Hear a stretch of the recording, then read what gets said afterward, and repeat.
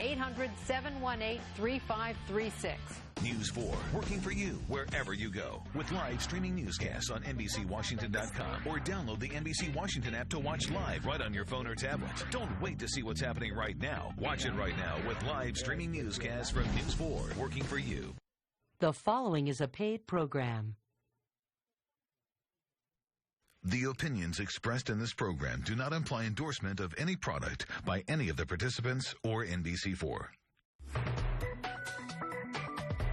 Innovate Cloud Computing, sponsored by NetApp, your storage foundation for any type of cloud computing solution. Also brought to you by Blue River Information Technology, DLT Solutions, and Worldwide Technology. Hi, I'm Mark Weber, President, NetApp Public Sector.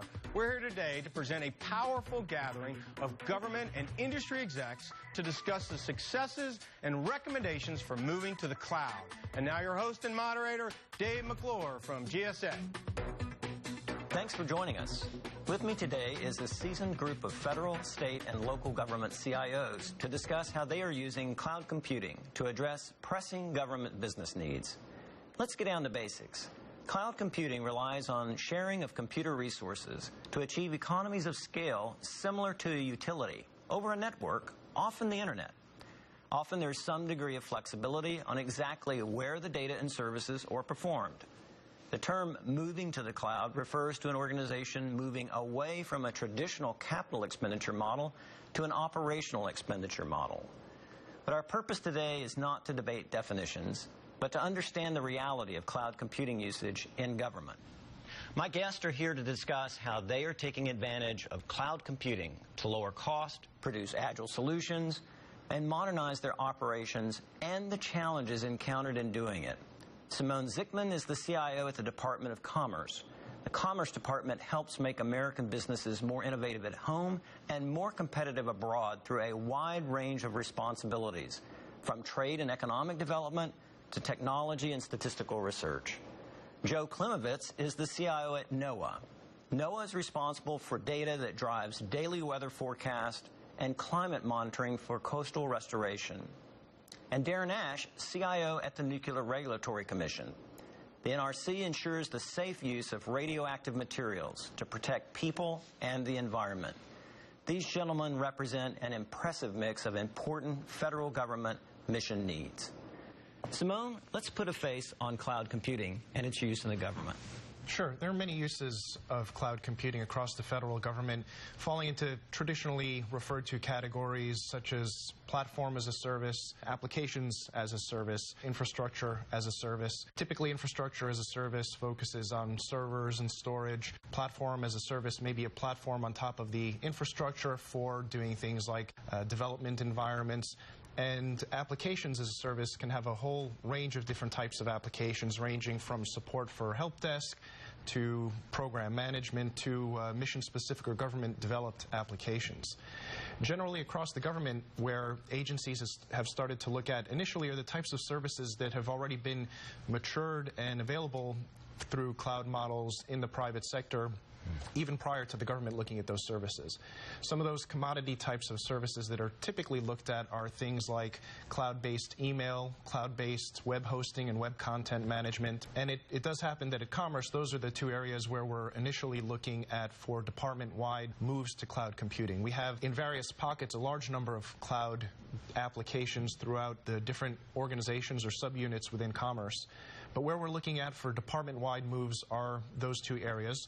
We're planning on moving our email to the cloud for most of the department, if not all of the department, by the end of next year. And we're also in the process of looking at all of our essentially widespread web hosting and web content management infrastructure today and how we can move that to the cloud, both for efficiencies as well as ease of management and to improve some of the standardization that we'd like to have in the future. Joe, let's turn to NOAA. What's caused you to think about cloud-based systems or services? What particular business problem or opportunities are you pursuing with cloud? Sure. As CIO, my goal is to quickly deliver a cost-effective, secure technology services that propels NOAA's mission. The challenge is how to provision these services in a time of declining IT budgets.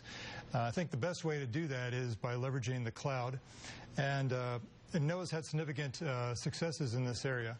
The cloud services allow for rapid acquisition, rapid provisioning, allow for scalability, flexibility, a lot of services out there to choose from, and as you mentioned, great economies of scale. Now, in addition to reducing our operational costs, we can move from a CapEx to an OpEx, where we do not need to buy hardware infrastructure up front, and we can pay as you go kind of model. That's a much better model in our operations. In addition, the cloud solutions allow you to cover fluctuating demand, business demand, so that takes care of having to buy additional hardware at certain times. But we can also access the cloud solutions any place you have a browser. So again, that access anywhere, anytime. Maintenance is easier because you do not have applications installed on everyone's desktop. It's centrally managed. Security is often mentioned as a concern, but I believe by centralizing the data and aggregating your problem set, you can apply more resources than individually trying to tackle a security challenge. And I think that we know one great success that we've pointed to is unified messaging service, where we save 50% of the cost of if we had to deploy a similar capability in-house. Another advantage of moving to the cloud is we consolidated 19 different email systems into one, and over time you can eliminate underperforming, underutilized applications and consolidate redundant applications. And lastly, NOAA is an environmental agency, so by moving to the cloud, we're reducing our footprint, minimizing our environmental footprint. Great.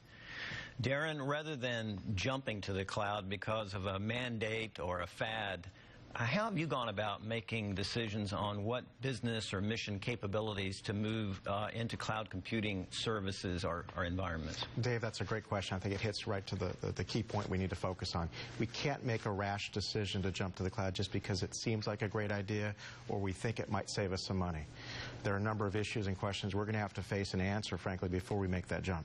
First and foremost, I'd have to say, is around information sensitivity. First question I'd ask is, does this information belong in a public cloud? Does this information require greater protections by virtue of what it is and how it's used? Great example I would use has to do with privacy information or law enforcement information, which does require greater protections. And I'd make a note that based on those types of sensitivities, it may require us to increase the types of controls, but also increase the cost to protect that information. The second area I'd focus on is around the business need, the business mission. Services and solutions that would best support infrastructure, and I would categorize those things around things like commodities, such as email and storage, require a different solution or may require a different solution than those things that would support a mission or business system of the agency. The other thing I'd also focus on is who's going to use that information, whether it's the public or it's the agency staff. That may drive some of the technical requirements that we're going to have to face. Things around scalability, about availability, surge capacity. I think about the tax season. That's a prime example of when there's a greater usage and greater need to ensure that people are able to access that information. The third area has to do with business risk. And really, that's a question for the agency. Do we have an understanding, a true understanding of what the risks are as well as the impacts are to the mission if that system were to fail or we have an issue with that service provider? We also have to understand what level of risk are we willing to tolerate. These are just a few of the questions we have to ask ourselves. There's plenty more out there, but these are the ones that we've been focusing on. Great. Gentlemen, let's rub the proverbial crystal ball. What's cloud computing going to look like in the federal government in the next 3 to 5 years? Simone? Well, I think it's important to realize that 5 years is a really long time in IT years. That's numerous generations of technology. So in my view, 5 years from now, I think we're going to be talking a lot less about cloud computing. We're here having what is a strategic discussion talking about cloud computing. There are important technology decisions having to do with databases and operating systems and servers, but those are no longer viewed as strategic decisions that we might talk about in a venue like this. And I think cloud computing is going to increasingly become like that. It's going to become an important decision. There are going to be many cloud applications, some perhaps that don't lend themselves to the cloud. But I think it's going to be the kind of business decision that gets made in the background.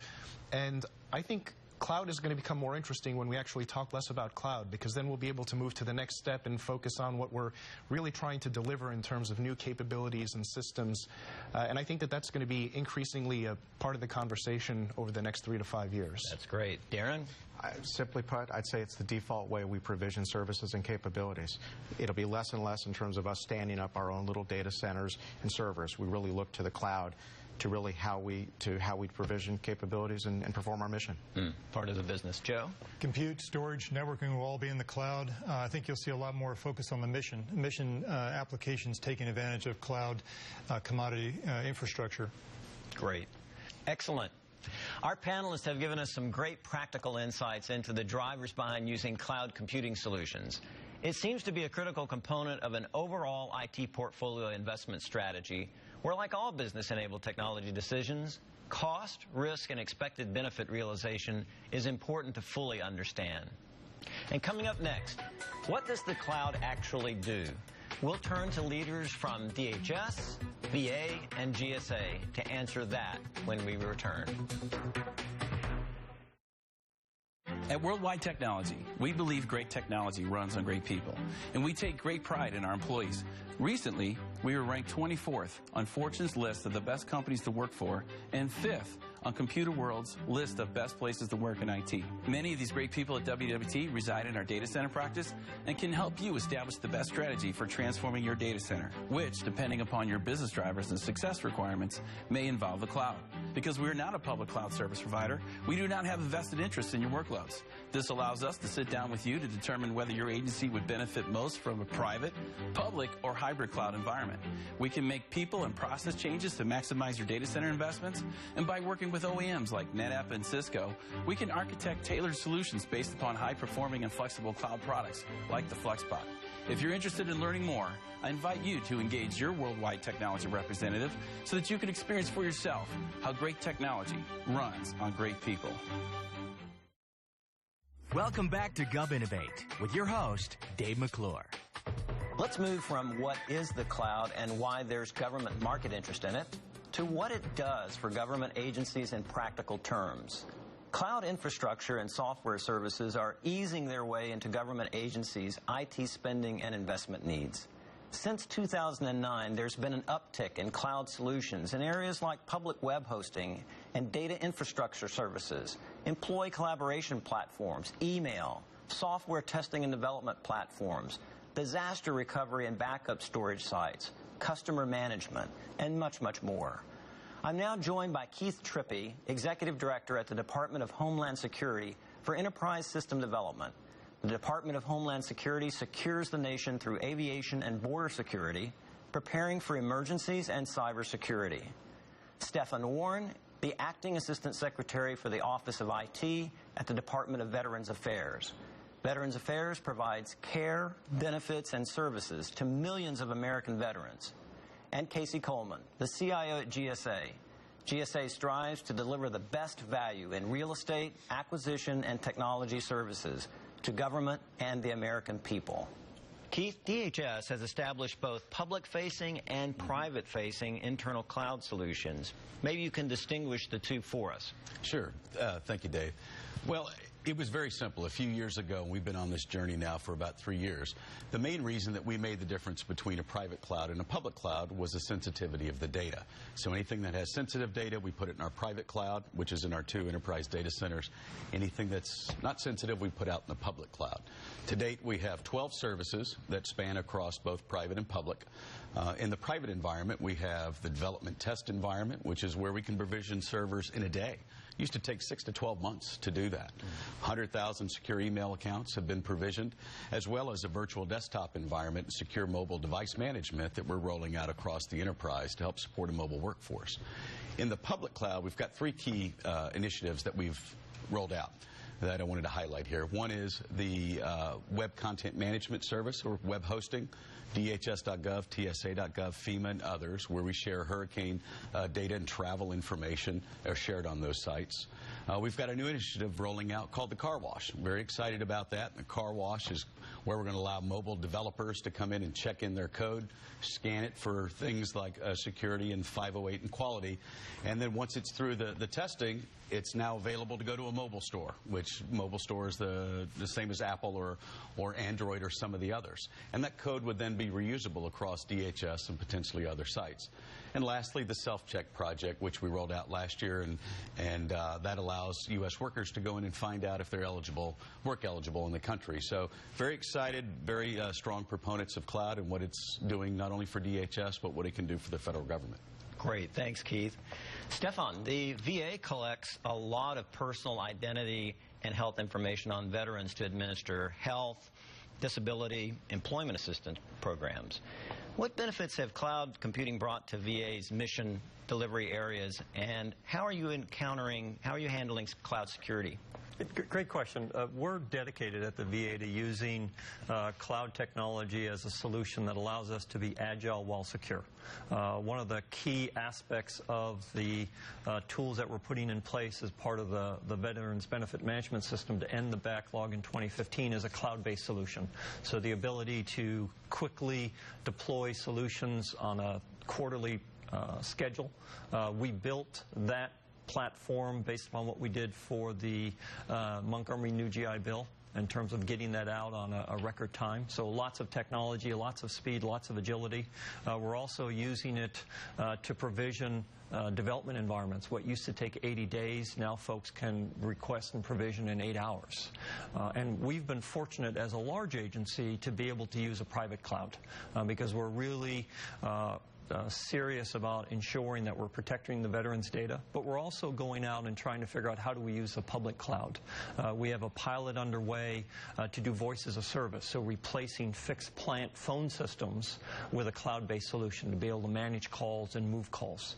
And we're still looking at, are there other mission areas where we can use a public cloud, because there is some greater cost savings with that. But today we're pretty much focused in that private cloud to make sure we're applying all of the right controls on that veteran data that we hold so dear. Great, thanks for that. Casey, GSA has been a very early adopter of cloud computing solutions in the federal government.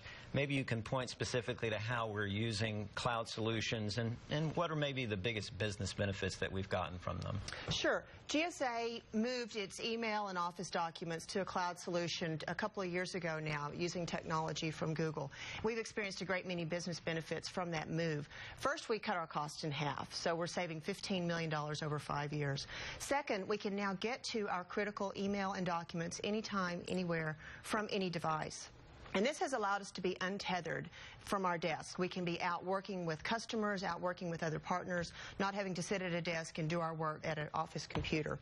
And finally, it's made us much more resilient. We're able to be doing our work, fulfilling our GSA mission in the face of emergency situations like Superstorm Sandy. When it came up the eastern seaboard last year, all the power was lost in our facilities along the East Coast, and our employees were not able to get into the building and get to their systems, but they were able to keep working using mobile devices and using their cloud-based email and documents, delivering vital services in partnership with other agencies to those affected by that storm. Let me throw one last question in for all of you to maybe address, and we'll just go down the line here. Are budget and staffing challenges slowing or speeding up your ability to adopt cloud solutions? Casey? I think it's forcing us to be a lot more agile with our move to economic and agile solutions like cloud computing. We moved a lot of our business processes to a cloud-based platform for using technology from Salesforce, and things like project management, case management, requesting approval for travel, these kind of things have been moved to the cloud. We can deploy these capabilities now in a matter of days or weeks rather than months or years. And so the total cost of ownership to do that, to put those capabilities out and begin using them and getting value, has been cut by 90%. So in that situation, we have this existing platform. We can quickly put new capabilities out in it. It's saving us money and time. Keith? So I look at the budget challenges that we have today as a great, it's a change agent for the government, and it's going to force us and help us innovate, I think, quicker than we have. It's part of the healthy IT diet, where we're looking at DevOps, we're looking at continuous assurance on the security side, we're looking at cloud and commodity IT to enable services that used to take a long time to do, and now our time to value for citizens, I think, is going to be cut significantly, which in essence is going to provide better value back out to our customers. Stefan? A lot of folks look at reductions in budgets and some of the stresses we come at as a reason to re-entrench and not do new things. But what we're seeing with technology today, specifically with the cloud and others, is the ability to get more value for that tax dollar.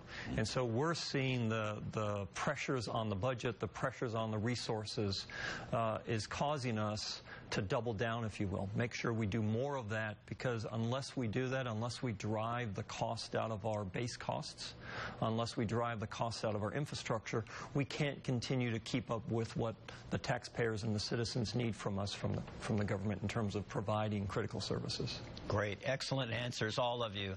I think this gives our viewers some interesting insights into how diverse cloud computing offerings in public, private, and hybrid environments are being used to answer the federal government's demanding mission needs during austere budget times, where cost containment and measurable efficiencies are paramount. Robust security and reliable service level agreements remain a cornerstone for government CIOs. How does cloud computing affect not only state and local governments, but educational institutions as well? That when we return.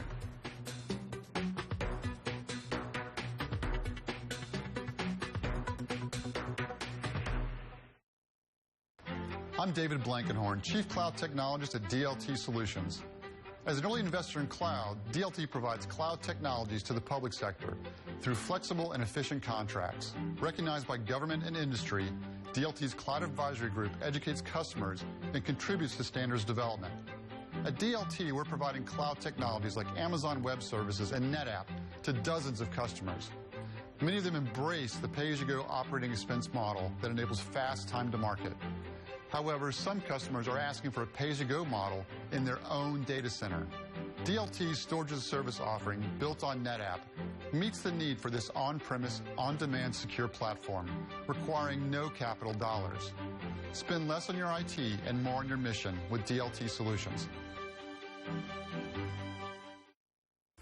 And now, back to Gov Innovate.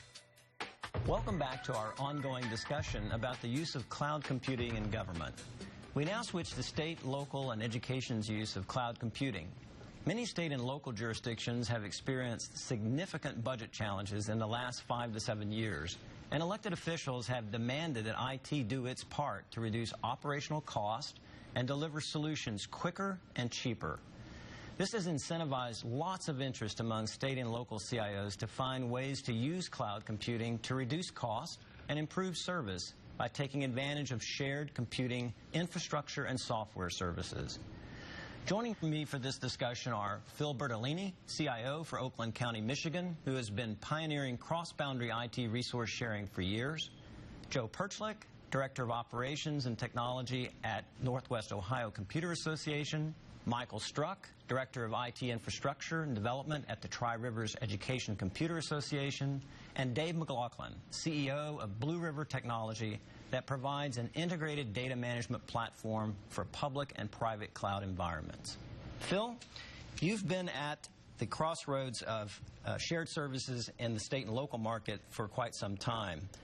Is shared services and cloud computing one and the same? That's a great question, Dave. What we need to do in government is we need to demystify the cloud.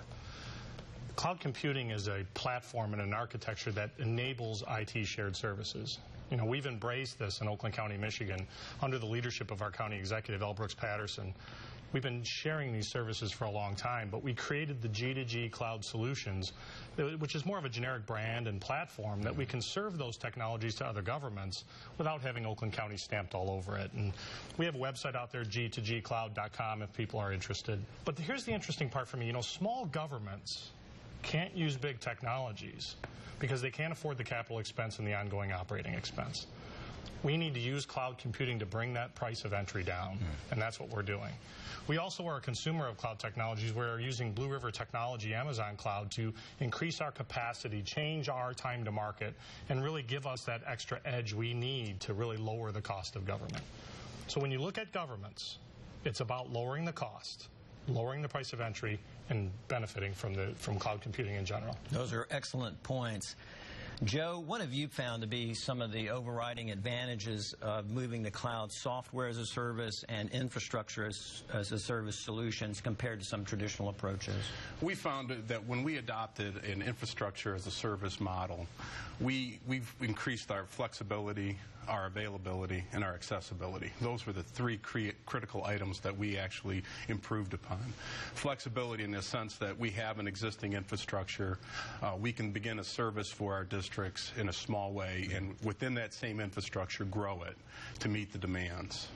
Availability, because as an infrastructure as a service, our staff is no longer focused on hardware, looking at device failures, hardware failures. That service is being taken care of. What we have done is refocus our staff into accessibility. So we've deployed these services, we've deployed these applications. Now our staff is now focused on making sure people can get to those applications and those resources that we are now making available through our cloud. Michael, maybe you could share an example or two of how cloud computing solutions are better able to meet today's students' needs compared, again, to more traditional computer support that you were providing. Well, I think you've seen a big transformation in education. It's gone from a very passive, reactive approach to a very engaging, interactive approach. Students have access to mobile devices, which will allow them to access resources in the cloud. Teachers can dynamically shape their curriculum based on students' needs. And even more so with the advent of virtual schools, virtual classrooms, students can abandon the more traditional school calendar year and work at their own pace. And from Trekker's perspective, our cloud services are allowing the technology coordinators in our districts to stop focusing on watching blinking lights in their data centers and actually bringing technology to the classroom for the kids. Dave, let me turn to you last quickly, too. You're a cloud service provider in both government and commercial markets.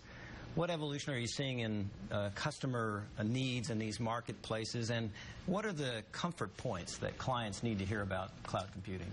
Sure. Thanks, Dave. One of the biggest things that we're seeing now is a more widely adopted, or at least interest in moving to a cloud computing environment, especially in the government sector with the reduction of budgets and so forth. So many people are looking to get into what they consider, the next step in evolution of their environment. Some of the challenges that they're facing with that is it's becoming quite a daunting thing to people, and saying, well, how do I get from A to B? So I think it's very important for people to understand where they're trying to get to, and then work backwards through the technology that's available today that wasn't here just a few years ago. Phil, let's end with this. What do you see as some of the biggest lessons learned from your experience in cloud computing so far? Cloud computing is the future of government technology, and we were ready to jump in, and we're not so sure the solutions were there for us. So the biggest lesson learned is we got to work closer with the private sector to form those partnerships. Excellent. Joe? Well, one of the biggest lessons we learned is that we have to break down barriers between agencies. We've been pioneering work across agency and kind of get past differences and start focusing on our commonalities of the services we provide. Great points. You've heard a common thread from all of our panelists about the drive to adopt technology innovation amid dwindling budgets to achieve greater customer effectiveness and cost efficiencies. Thanks for joining us on Gov Innovate. On behalf of all of us at NetApp, we thank you for joining us at Gov Innovate. Also, a special thanks to our supporting sponsors, Blue River Information Technology, DLT Solutions, and Worldwide Technology.